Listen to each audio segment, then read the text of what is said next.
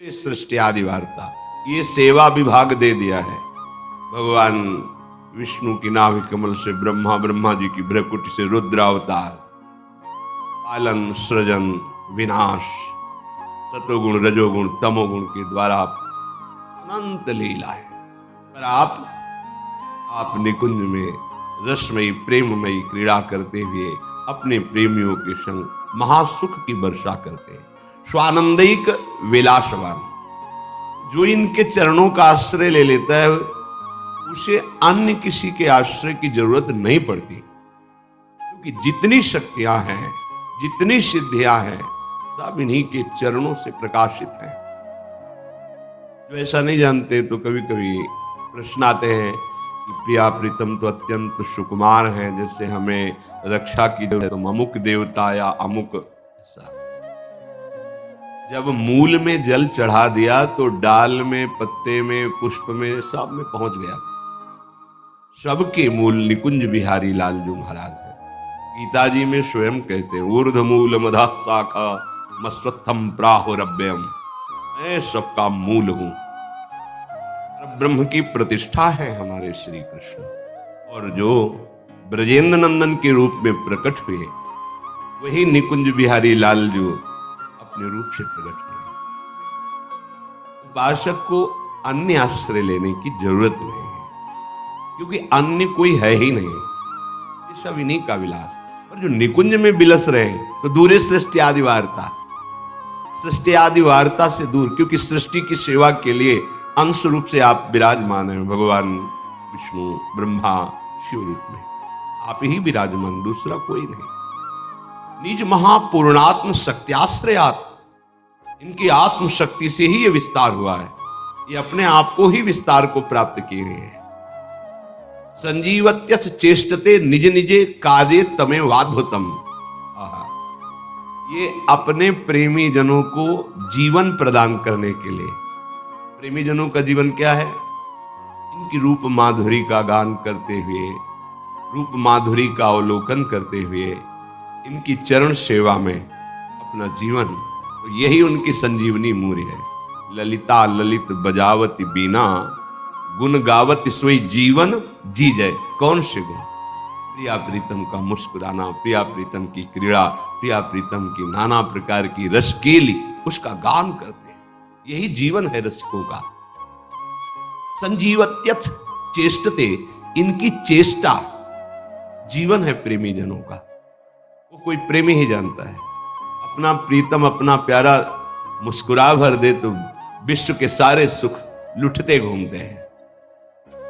ये विश्वात्मा है, जो जो चेष्टा करते हैं, सखियां उनका गान करती हैं, उनका पान करती हैं। यही संजीवनी मूर्य है सखियों की। उपासकों की संजीवनी मूर्य है प्रिया प्रीतम का रूप, प्रिया प्रीतम का जस, प्रिया प्रीतम की महिमा। निज निजे कार्य तमेवाद्भुतम, वो सब अपनी अपनी सेवा में प्रिया प्रीतम को सुख प्रदान करने में बड़ा अद्भुत सुख अनुभव करते हैं। कैसे उस सुख का उदाहरण दे? अनुपम है, उपमा रहित है, लौकिक भाषा में।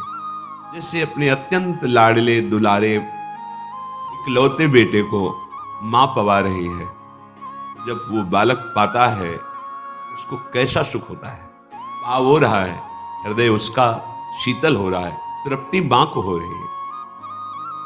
सखियों का हृदय प्रियालाल के प्रति कितना दुलार से भरा हुआ है। लाल ललना मिली यो शिरावत मोर, आवे कोई और, तृप्ति करे कोई और, ये महासुख है।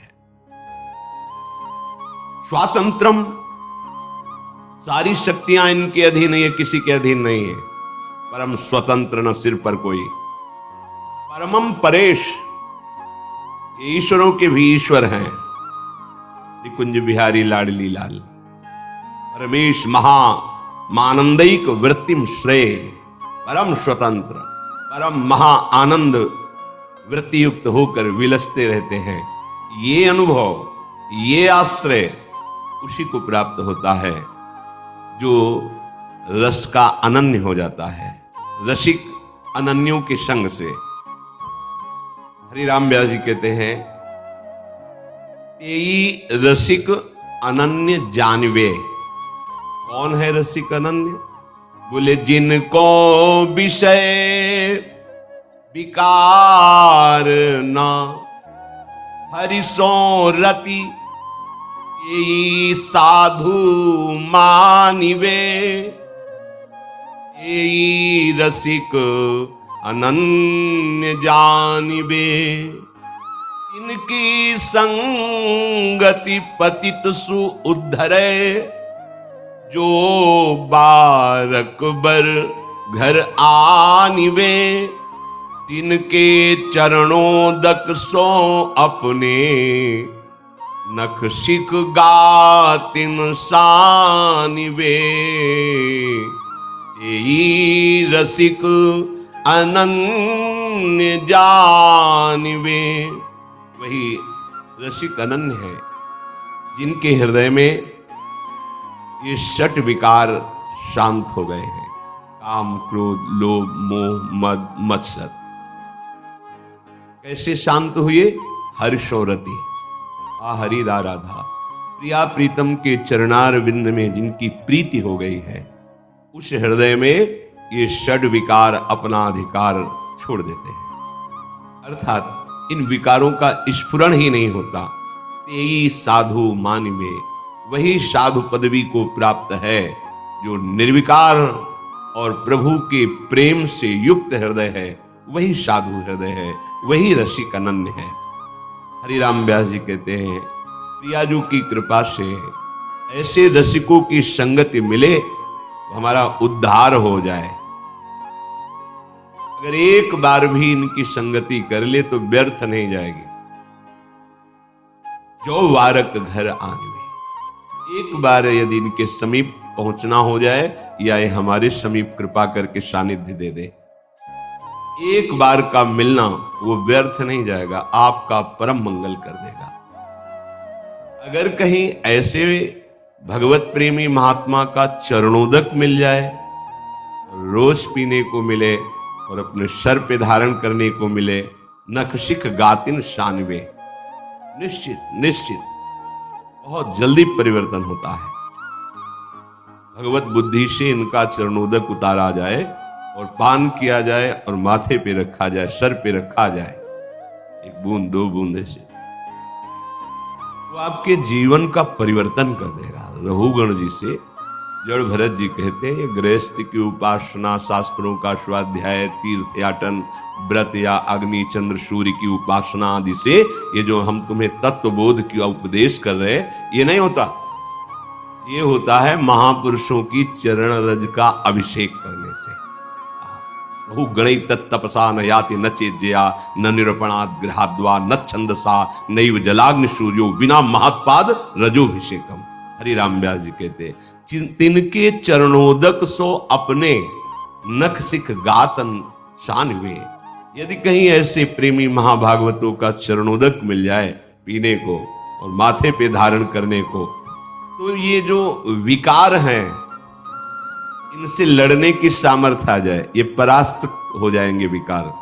पर बिना महत्पाद रजोभिषेकम, ये कोई भाग्यशाली को बात समझ में आती है।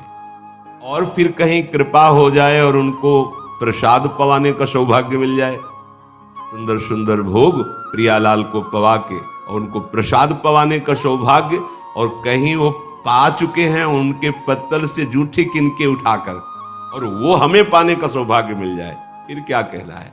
तिनकी पावन जूठन जेवत, क्या होता है?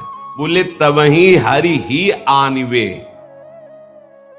जब रसिक महापुरुषों का उच्छिष्ट जाता है, वो उच्छिष्ट इतना हृदय को पावन करता है। पहले चरणोदक बोले, अब उच्छिष्टामृत का प्रभाव हृदय में हरि प्रिया को प्रकाशित कर देता है। जूठन, संतों की जूठन। 4 महीने बराबर सेवा मिली। नारद जी अपने चरित्र को पूर्व के श्री कृष्ण द्वैपायन भगवान व्यास देव जी से वर्णन करते हैं। मैं बालक था और मुझे सेवा मिली चातुर्मास में संतों की। छोटी अवस्था होने के कारण हमें बर्तन मांजने की सेवा मिलती।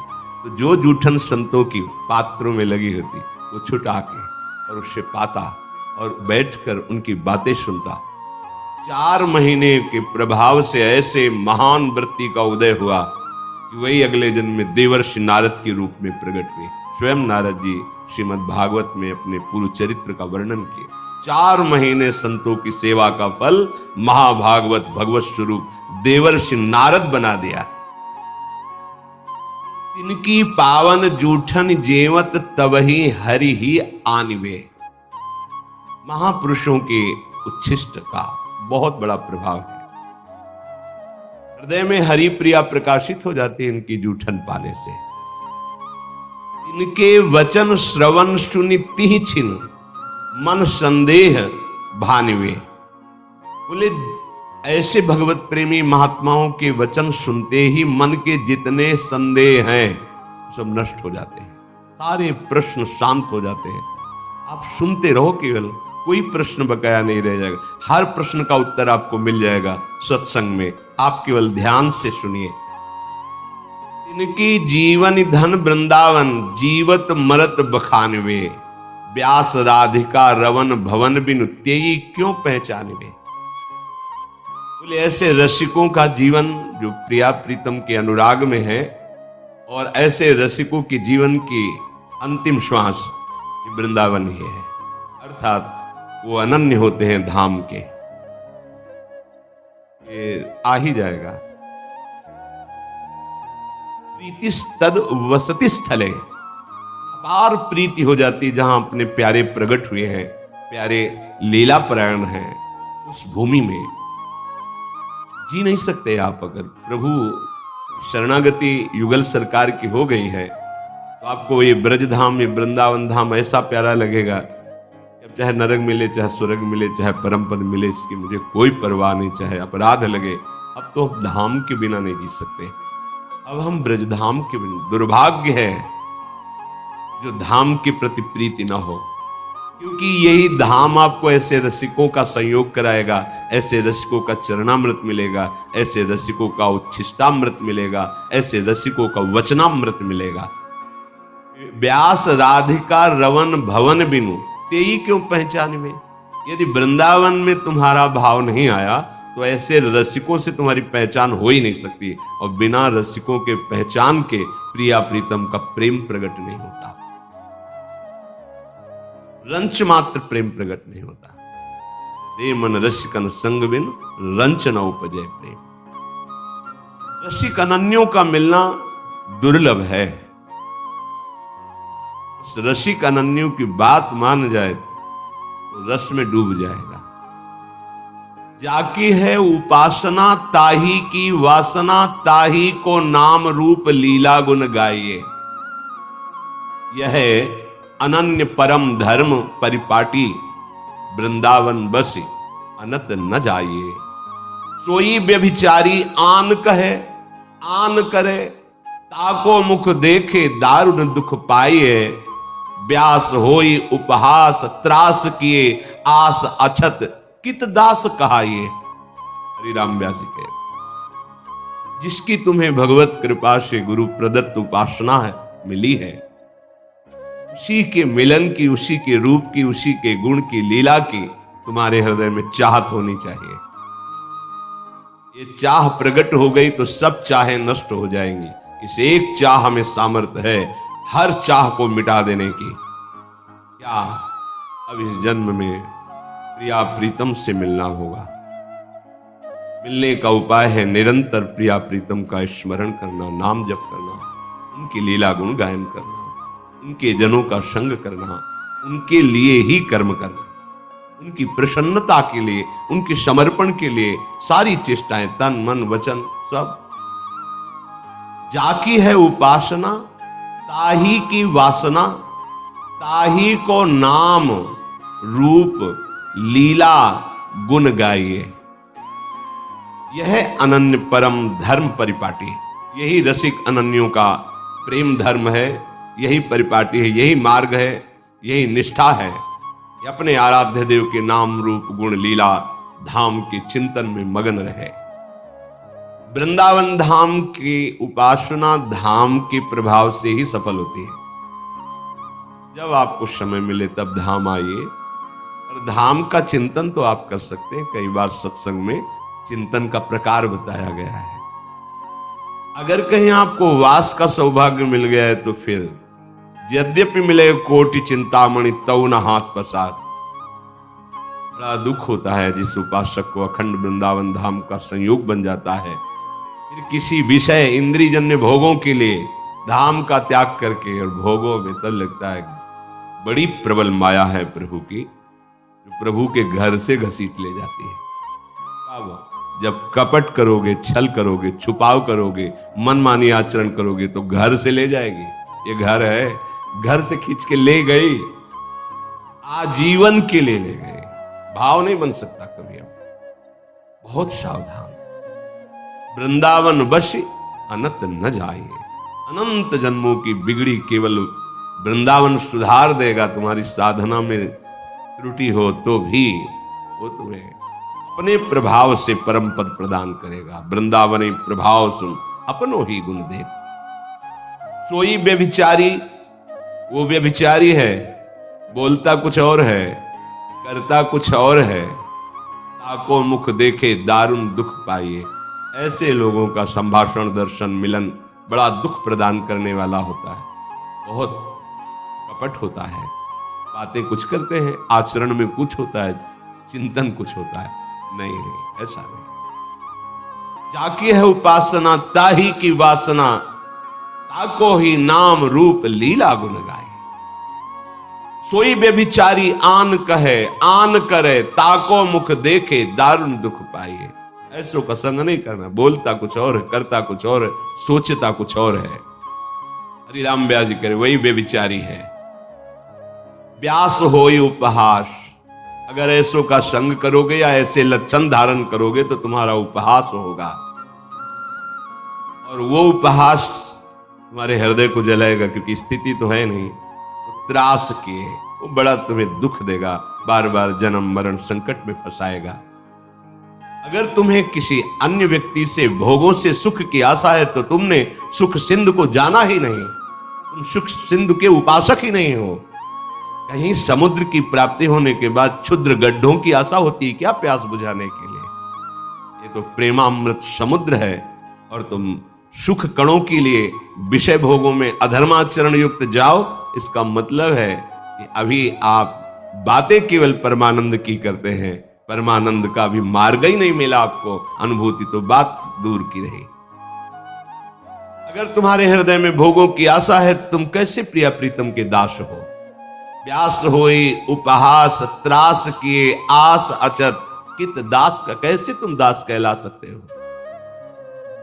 श्रीपाद प्रबोधानंद जी यही बात कह रहे कि आनंदानाम परम चरमो यो अवधीर वैष्णवानाम, सर्वोर्ध्वानाम सकल हरिशक्त युन्नत नीचान योवा, संपूर्णानाम परम भगवद सद्गुणानाम च योवा, श्री वृंदावन भुवि वरीवर्ति सर्वोर धामनी।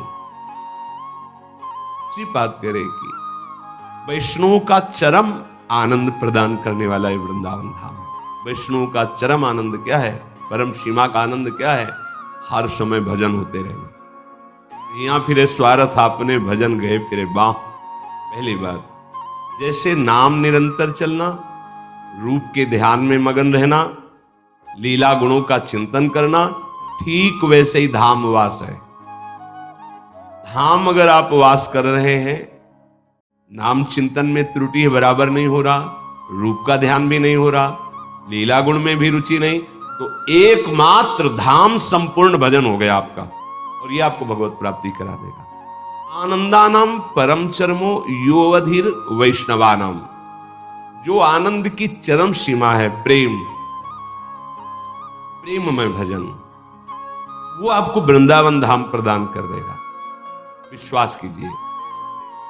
वैष्णवानाम पर शर्त है वो प्रभु का हो चुका हो, अर्थात मन वचन कर्म से ये ठान लिया हो कि मुझे भगवत प्राप्ति करनी है।